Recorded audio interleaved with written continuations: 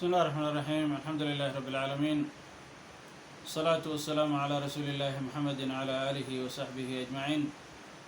أما بعد، السلام عليكم ورحمة الله وبركاته. إخوة الإسلام والإيمان، وحن قد قلنا دروستيني فوائديني سلسلة الفوائد اليومية من الأخلاق والآداب الإسلامية.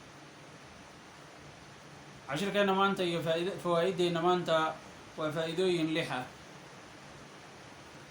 مدى كواد قفك مسلم كواد تنبيه يبراروجين قودو كسعوتا الدنيا ذا مالو نقادو معها ومرور مالو إلهي أغو تلقى قفك مسلم كإنو أيام سوى مسافر أو مرو كقود به وحانا أنفع دونا مالنتا آخر صهيد أوسيتا إلهي مركو كهدلي قيامضة أهواشي ذي عليس كذا وحليهي خافضة رافعة ومد ضدنا هوسو لقي دونتا ضدنا قرو قاضي دونتا وحليهي محمد بن كعب القرظي إنك مفسر كتابعي قاها أي تخفض رجالا كانوا في الدنيا مرتفعين وحي هوسو لقي دونتا دولك لقلي دونتا آخره يا قيامة ضد الدنيا تعرف يا حياته يا نور سر كنا لا نجري أي دول كل جري دونتا وهدايا إصدق قوانين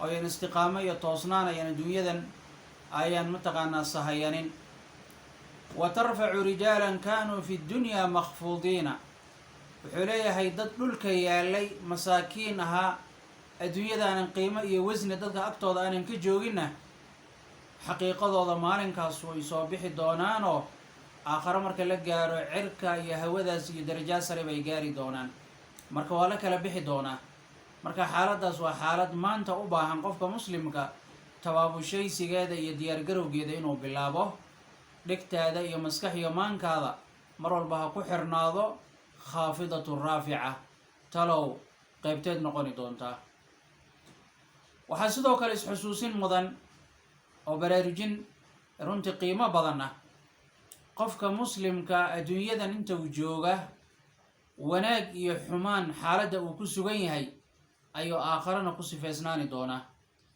rasuulkeena salawaatullaahi wasalaamu calayhi xadiiska uu soo saaray alimaam albayhaqi waxaa la soo mariyey jinaaso la sida oo xagga qabriga loo sii wada markaasaa nabiga sala allahu calayhi wasalam saxaabadii baa midna waxay ku ammaaneen wanaag iyo daaco iyo khayr midna waxay ku sheegeen xumaan iyo shar uu qofka iyo macaasi uu samayni jiray markaasaa nabiga labadiiba wuxuu yidhaahdee wajabat way u waajibtay marka nabiga la weydiiyey kii xumaanta iyo macaasida lagu tilmaamay ayaa wuxuu yidhaahdee wahaadaa athnaytum calayhi sharan fawajabat lahu nnaar kii wanaagga lagu sheegayna janna u waajibtay kii xumaanta lagu tilmaamayna naar baa u waajibtay waxay leeyihiin culimmada wakaana aladii ahnaw calayhi sharan kaana muclinan bisharihi waxaa laga yaabaa kaas xumaanta lagu tilmaamay oo nabiga uu leeyahay naar baa u waajibtay adduunyada intuu joogo ahaa nin xumaantiisa aanan qarsanin xumaantiisa iyo macaasidiisa mid ay muuqato buu ahaa adduunyada saa darteeda ifka ayuu ku soo baxay asoon aakharaba gaarin ayuu masiirkiisa iyo xaaladiisa iyo qaatumo xumadiisa ifka ku soo baxday nabigana sababtaasuu u caddeeyey zajran in uu ka radiyo fa araada nabiyu sal alla alay wasallama zajra amhaalihi can shuruurihi kaasoo kale inayan dadka noqoninoo adduunyada intay joogaan ayan xumaantooda ayan soo daahirin oy bannaanka imaanin arrintaa marka waa tambiih iyo baraarujin qof kasta oo muslim uu u baahan yahay qodobkeenna saddexaad qofka muslimka waa daciif bini aadanka baaba daciif oo ilaahay subxaanahu wa tacaala ku tilmaamay inuu daciif yahay wa khuliqa alinsaanu daciifa waxaa sidoo kale dabiiciyan la yaqaanaa qofka muslimka calaa mustawaa waaxid kuma sugnaado xataa daacada iyo wanaagga iyo kheyrka marna nashaad buu helaa kor buu u kacaa sida waqtiga mawaasimta kheyrka xijka iyo ramadaanka marna qofka hoos buu u dhacaa marna wuu daalaa marna wuu nashaadaa laakiin waxay ku xiran tahay xaaladda aad daasho ood nashaad la-aanta noqoto waxa aad ku dambaynayso waa arrin saameyn ku leh masiirkaada aakhiro. wuxuu nabigeena salawaatu ullaahi wasalaamuhu calayhi leeyahay faman kaanat fatratuhu ilaa sunnati qofka ku daalo oo noogitaankiisa iyo daalkiisa sunnadii nabigeenna kusoo dhammaada faqad ihtadaa waman kaanat fatratuhu ilaa gayri dalika faqad dalla. qofka laakiin ku daala oo daalkiisa ku dhammaado macaasi iyo xumaan kaana wuxuu leeyahay nabiga daaqadda ayuu ka baxay. alimaam ibnulqayim baa arrintaa fasiray oo wuxuu leeyahay qofka markuu daaluu soo nooga oo nashaadkiisii uu hoos u dhaca qofka aanan ka dhex bixin faralkii inuu markaas siigo hoos uga dhaca oo xumaan iyo mataqaa macaasina aanan u gudbin oo sunnadii nabigeena sal ly slam iyo waajibaadkii iyo kheyrkii inuu haysto ku daalo halkaa ku dhammaada waa qofka uu nabigeena ammaan uu leeyahay qofka waa hanuunay. qodobkeenna afraad, qofka muslimka mar walba waxaa loo baahan yahay sidaan horna soo caddaynay in hadalkiisana ikhlaas iyo sawaab uu noqdo, camalkiisana uu noqdo camal hadyigii sunnada nabigeenna waafaqsan, si ilaahay subxaanahu wa tacaala adduunyadanna dadka agtooda ammaan iyo sumcad wanaagsan aad ugu yeelato, aakharana ilaahay agtiisa qiimo iyo wanaag iyo sharaf aad u gaarto. waxay leeyihiin culimmada lamaa kaana kalaamu salafi muraadan bihi wajha allahi xalla fi lasmaaci wa ahbata fi lquluubi. maxaa saxaabada hadalkoodu uga raadeen badan yahay hadalkeenna maanta?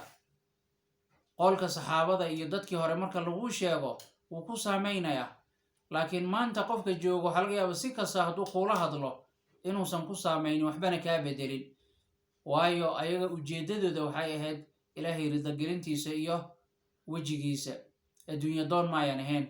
saa darteeda hadalkooda dhegahana waa maqlayaa, qalbigana wuu u daadegayaa.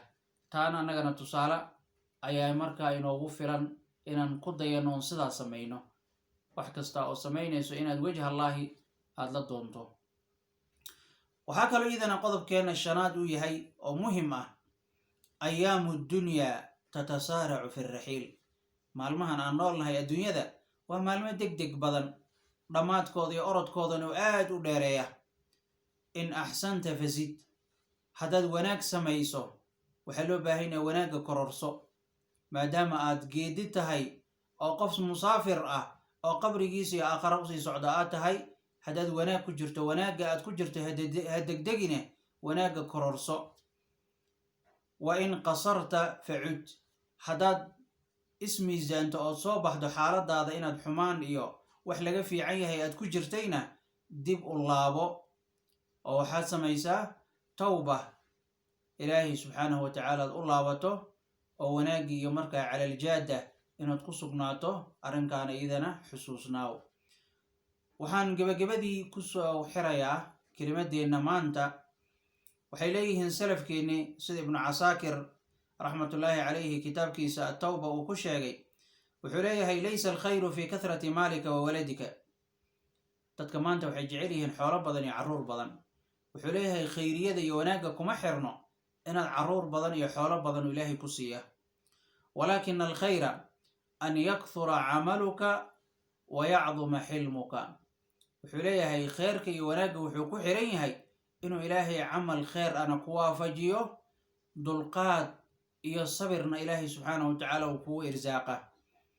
waxaa loo baahan markaa qofka noocaase fa in axsanta xamidta allaha, haddaad wanaag samayso ilaahay baad mahad u celin.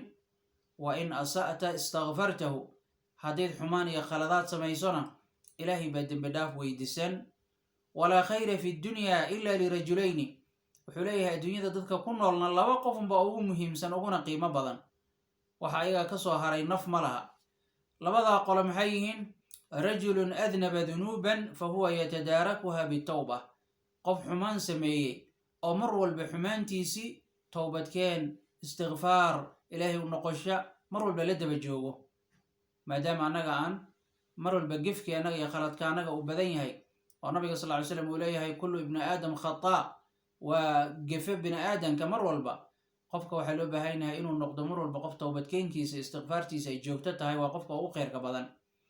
qofka labaadna wuxuu leeyahay warajulun yusaaricu fi lkhayraati, qofka labaadna waa qofka mar walba joogto ah khayrka u degdegidiisa mar walba lagu yaqaana. kelimaadkaas iyo fawaa'idaas aan ka soo guuriyey culimmada hadalladoodii qiimaha badnayd ayaan ilaahay weydiisanaynaa inuu nagu anfaca nagana yeelo min aladiina yastamicuuna alqawla fayattabicuuna axsanah. wahada wabillahi tawfiiq. waa kelimadeenna afraad ilaan kelimadeenna shanaad aan ku kulmi doona iyo faa'iidadeenna shanaad. ilaahay baan subxaanahu watacaala weydiisanaynaa inuu na kulmiyo xataa yaxiina dalika alxiin. wabillahi tawfiiq.